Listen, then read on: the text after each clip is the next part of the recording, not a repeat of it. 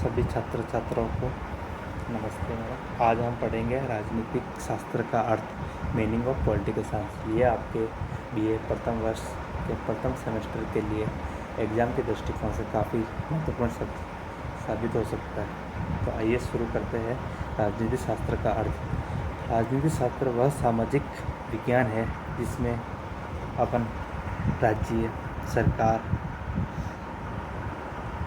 राजनीतिक संस्थाएं, अधिकार, कर्तव्य, सत्ता और नागरिकों के बीच संबंधों का अध्ययन कर सकते हैं। अब राज्य से क्या तात्पर्य है? राज्य से ये तात्पर्य किसी भौगोलिक सीमा के भीतर किसी भौगोलिक सीमा के भीतर रहने वाली समुदाय, लोग, उसको राज्य कहते हैं। सरकार उस भौगोलिक सीमा के ऊपर शासन करने वाली व्यक्ति या शासन करने वाली संस्था को हम सरकार कहते हैं। उसी सरकार के अंतर्गत कुछ राजनीतिक संस्थाएं आती है और उसी संस्थाओं ने मिलकर कुछ अधिकार बना रखे हैं। हमारे भारतीय संविधान में हमें कुल 6 मौलिक अधिकार दे रखे हैं। वो मौलिक अधिकार हम यूएसए से प्रेरित होकर हमारे मूल संविधान में आर्टिकल 12 से लेकर 35 तक उल्लेखित है। हमें कुछ 6 संविधान बताए हुए हैं। इसमें पहला संविधान आता है समानता का अधिकार, दूसरा संविधान आता है स्वतंत्रता का अधिकार, तीसरा आता है शोषण के विरुद्ध अधिकार, चौथा आता है धर्म की स्वतंत्रता का अधिकार,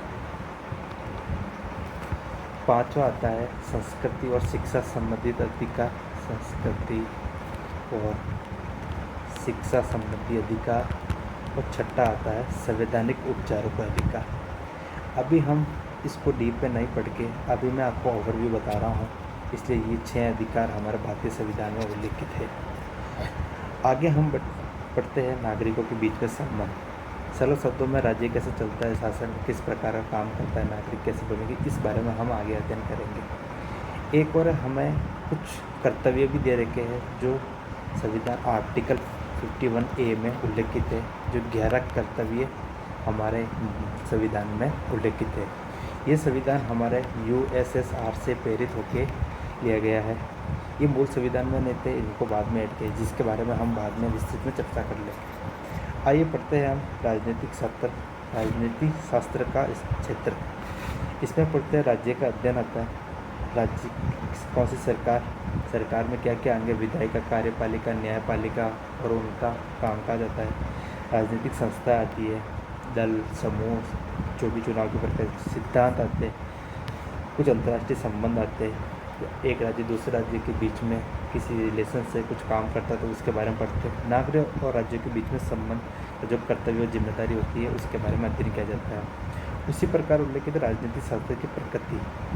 राजनीतिक शास्त्र की प्रकृति में हम पढ़ते हैं राज्य सामाजिक विज्ञान, मनुष्य और समाज के बारे में, व्यवहारिक शासन और नीति के वास्तविक कार्यकलापों को समझते हैं। और हम पढ़ते हैं कि मानव और वर्णनात्मक तक कैसे होता है, यानी न केवल ये बताता है कि राज्य कैसा होना चाहिए, बल्कि ये भी समझाता है कि वास्तव में राज्य और राजनीतिक कैसे काम करते हैं। इसमें आखिरी बिंदु है गतिशील प्रकृति। समय और परिस्थिति के अनुसार राजनीति और राज्य के स्वरूप में बदला समय समय पर संविधान में संशोधन किए जाते हैं।